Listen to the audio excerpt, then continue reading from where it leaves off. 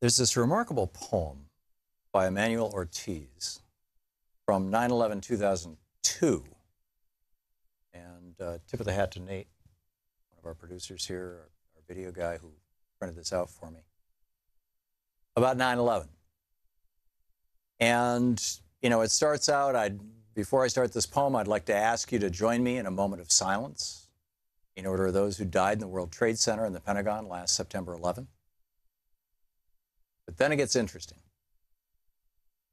He said, but I would also like to ask you to offer up a moment of silence for all of those who have been harassed, imprisoned, disappeared, tortured, raped, or killed in retaliation for those strikes.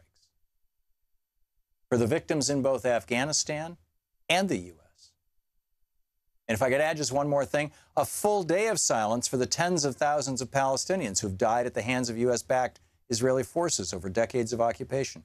6 months of silence for the 1.5 million Iraqi people, mostly children, who have died of malnourishment or starvation as a result of an 11-year U.S. embargo against their country.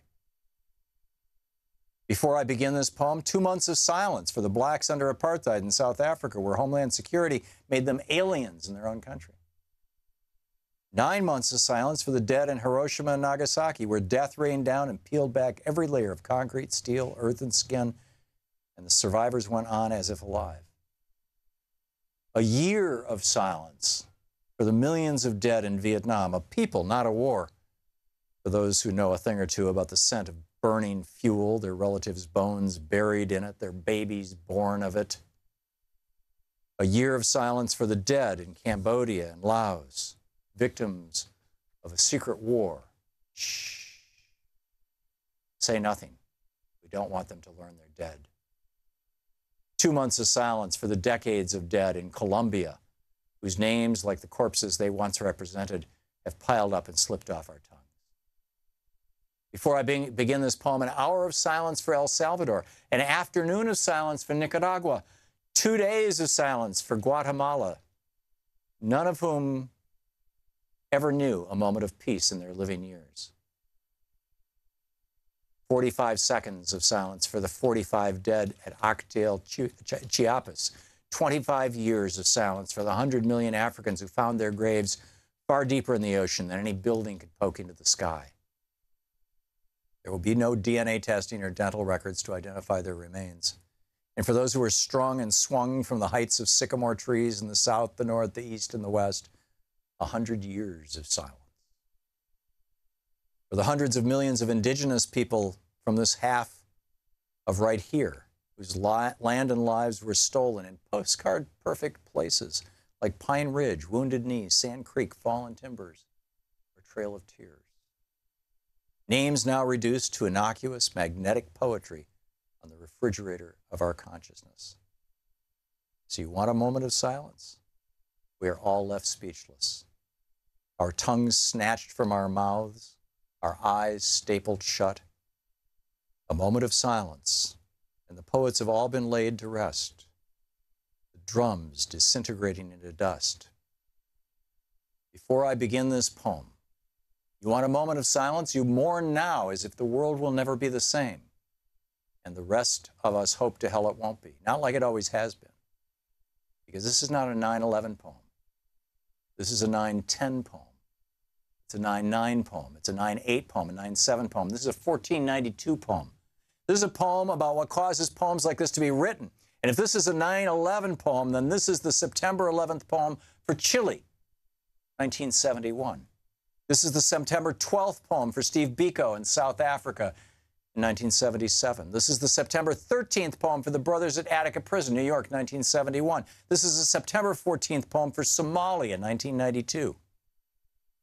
This is a poem for every day that falls to the ground in ashes.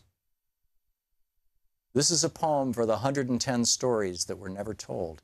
The 110 stories that history chose not to write in textbooks. The 110 stories that CNN, BBC, the New York Times, and Newsweek ignored. This is a poem for interrupting this program. And still you want a moment of silence for your dead? We could give you lifetimes of empty, the unmarked graves, the lost languages, the uprooted trees and histories, the dead stares on the faces of nameless children. Before I start this poem, we could be silent forever or just long enough to hunger for the dust to bury us. And you would still ask us for more silence. If you want a moment of silence, then stop the oil pumps. Turn off the engines and televisions. Sink the cruise ships. Crash the stock markets. Unplug the marquee lights. Delete the instant messages. Derail the trains, the light rail transit. If you want a moment of silence, put a brick through a window of a Taco Bell to pay the workers for wages lost. Tear down the liquor stores, the townhouses, the White Houses, the jailhouses, the penthouses, and the Playboys. If you want a moment of silence, then take it on Super Bowl Sunday, the 4th of July, during Dayton's 13-hour sale, or the next time your white guilt fills the room where my beautiful people have gathered. You want a moment of silence?